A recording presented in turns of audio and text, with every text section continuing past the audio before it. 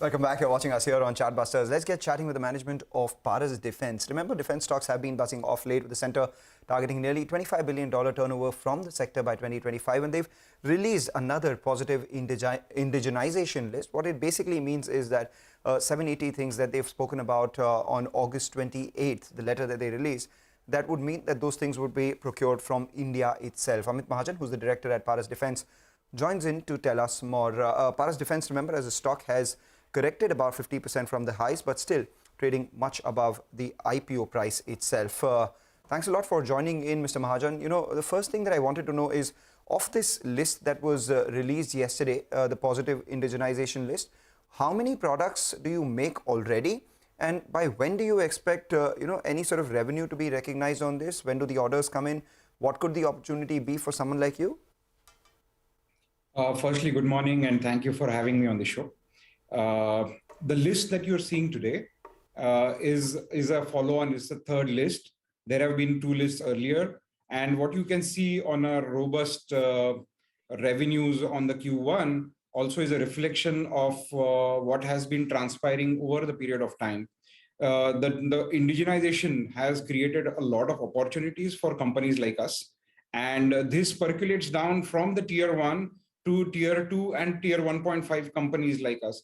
And you can see that the first item in the list which was released, like a Loros, we already have a technology transfer from the government on a system which is similar to that. And from that to multiple platforms like the submarine, we are doing submarine periscopes, we're doing tank electronics. So there are multiple opportunities which will flow down. There are multiple platforms which will generate a lot of opportunities for companies like us. Right. Amit, you've given us a couple of insights then on submarine periscopes as well as tank electronics. What about drones? So much of focus on drones. Are you involved out there?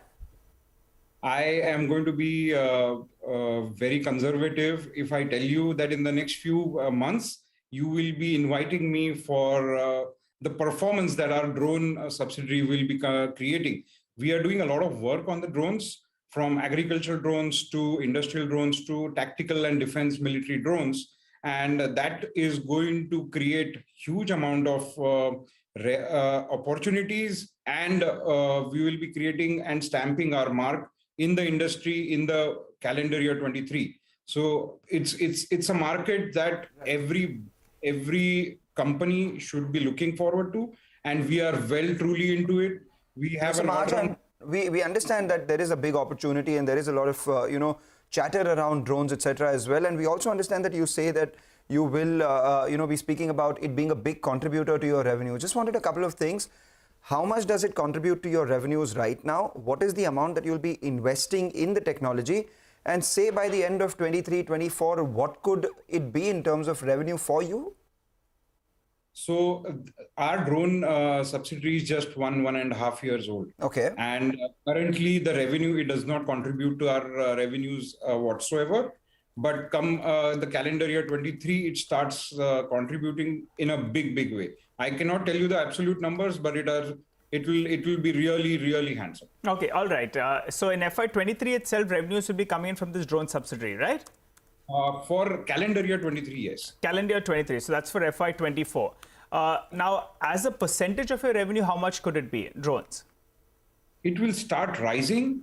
Say FY24, it will be a very small percentage. Okay. But if you take a horizon of about 5 years from now, it will be a substantial percentage in excess of 25-30. All right, 25 to 30% of your revenues will come in from drones by FY25. Now, just a couple of other questions for you as well.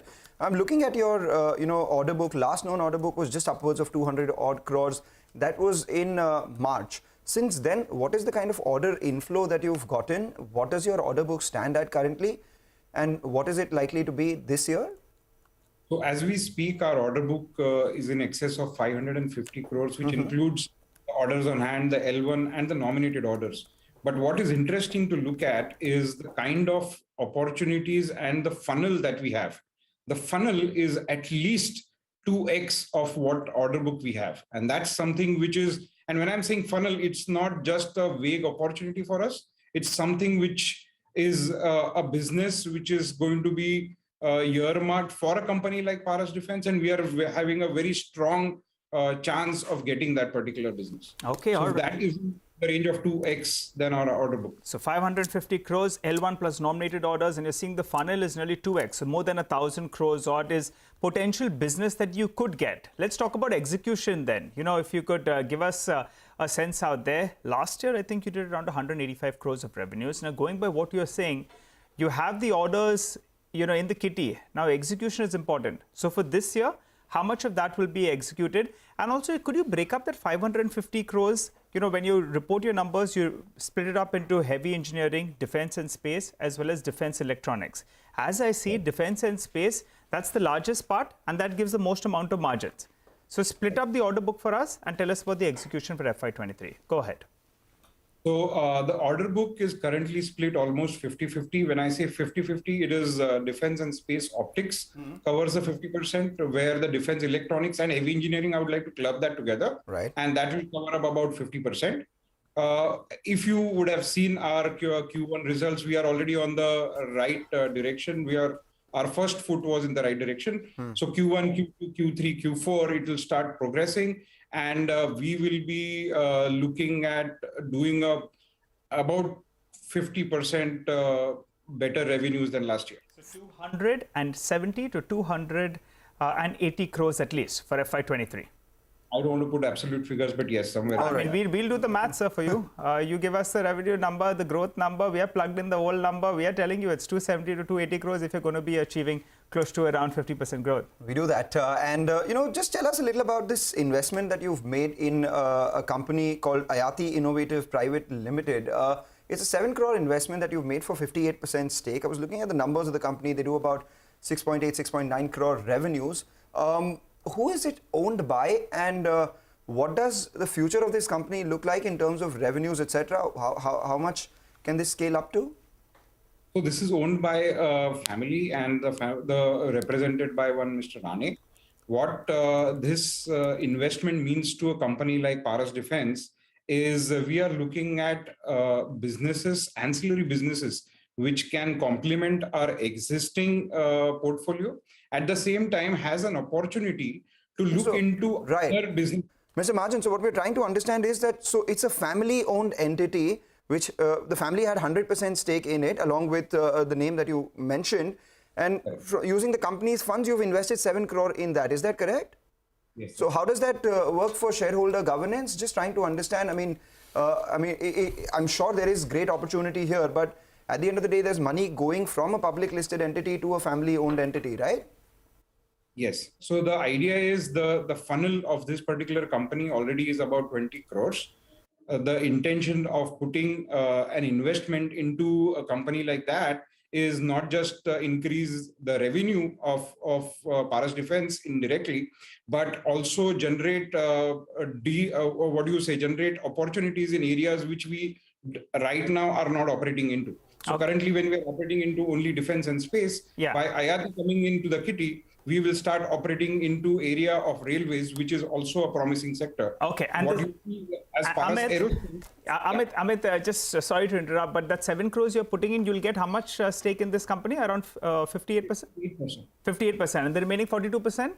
Will you pick that up as well? The remaining 32 will be owned by the current owners. Which is the family itself. The family. But do you have any agreement to buy it from them at a higher valuation later? We would want them to continue and grow with us, because we do not want to take it as a complete stake transfer, but we would like them to grow with us. Okay, all right. Very quickly, margin, what should the number be for FY23? The margins are going to sustain what we did in FY22. FY22. Okay, all right. I've got that number down as well. That's close to around 36%, I think, so is what you did for the past year. Around 36%, I think, if that was the number, or maybe 20, it's closer to around the 30% odd mark. It will be around 30%. 30%. 1 or 2% higher or lower. Okay, got it. Thanks so much for joining in and giving us all those details, Amit. Wishing you all the best for the way ahead.